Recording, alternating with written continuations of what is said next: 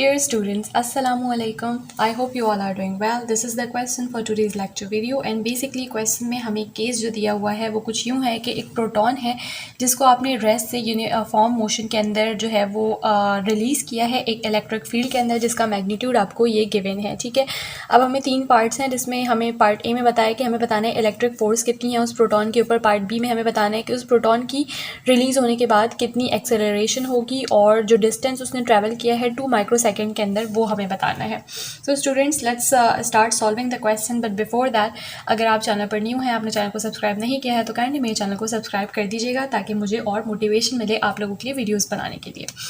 सो चलिए part A हम solve करना शुरू करते हैं। सबसे पहले हमें पार्ट ए के अंदर क्या करना है, हमें इलेक्ट्रिक फील्ड बतानी है प्रोटॉन के ऊपर कितनी है। तो हमें पता है कि इलेक्ट्रिक फील्ड जो हमारे पास उसका फॉर्मूला होता है वो होता है magnitude of the charge into magnitude of electric field. तो यहाँ पे सिंस इट्स अ प्रोटॉन तो आपको पता है कि प्रोटॉन का जो चार्ज होता है वो एक कांस्टेंट होता है जो हमें पता ही है कितना होता है 1.6 एक्सपोनेंट -19 और जो इलेक्ट्रिक फील्ड का मैग्नीट्यूड है वो आपको गिवन है 385। तो वो हम लिख लेते हैं। जब आप इसको कैलकुलेटर में पुट करके अपना आंसर निकालोगे तो आपके पास जो आंसर आएगा वो आएगा 6.16 exponent -17 and since it's a electric field तो इसका जो आपके पास यूनिट है वो ये होगा। ठीक है, अब हमारे पास क्या है, पार्ट बी हम स्टार्ट करते हैं। तो पार्ट बी में हमें एक्सेलरेशन बतानी है।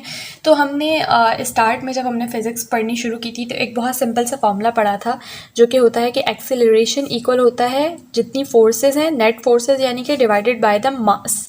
अब यहाँ पे हमें एक चीज़ अज्यूम करनी पड़ेगी और वो हमें ये चीज़ अज्यूम करनी पड़ेगी कि हमारा जो प्रोटॉन है उसके ऊपर सिर्फ एक ही फील्ड फोर्स है जो कि एक्ट कर रही है और वो हमारे पास कौन सी, ये जो इलेक्ट्रिक फील्ड है ये वाली है। ठीक है, यानी ये जो इलेक्ट्रिक फोर्स अभी हमने निकाली है वो वाली फोर्स है सिर्फ। ठीक है, तो यानी कि एफ नेट जो है मेरे पास वो बेसिकली मेरे पास ये वाली इलेक्ट्रिक फोर्स जो हमने निकाली है वो ही है।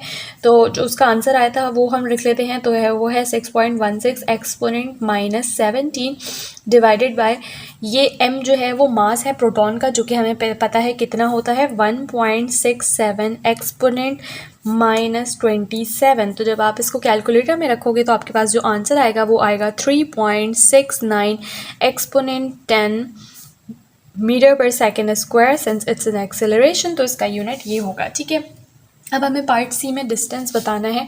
तो डिस्टेंस का भी एक बहुत सिंपल सा हमने फॉर्मूला पढ़ा था जो कि हमने पढ़ा था del x equals to v0t plus half AT²। अब देखिए यहाँ पे ये जो v0 है ये मेरे पास इनिशियल वेलोसिटी होती है, जबकि क्वेश्चन में मुझे बताया कि proton is release from rest. Rest का क्या मतलब है कि उसकी इनिशियल वेलोसिटी क्या थी, 0 थी। तो इसका मतलब मेरे पास ये वाली जो टर्म है ये 0 हो जाएगी। तो मेरे पास रिमेनिंग टर्म कितनी हो जाएगी, डेल एक्स इक्वल्स टू सिर्फ और सिर्फ हाफ AT²। तो अब यहाँ पे आप सिंपली वैल्यूज पुट करो। हाफ एक्सेलरेशन की जगह इसकी ये जो वैल्यू आई थी that is 3.69 exponent 10 and then t आप देखो कितना मुझे गिवन है 2 माइक्रोसेकंड गिवन है। तो इसको सेकंड में पुट करने के लिए मैं क्या करूँगी, 2 एक्सपोनेंट -6 ये माइक्रो को हटाने के लिए हमने लिखा है। ठीक है, तो जब आप इस पूरे को अपने कैलकुलेटर में पुट करोगे तो आपके पास जो आंसर आएगा वो आएगा 7.38 exponent -2 and since it's a distance तो इसका जो यूनिट है वो स्टैंडर्ड यूनिट वो क्या होगा, मीटर होगा।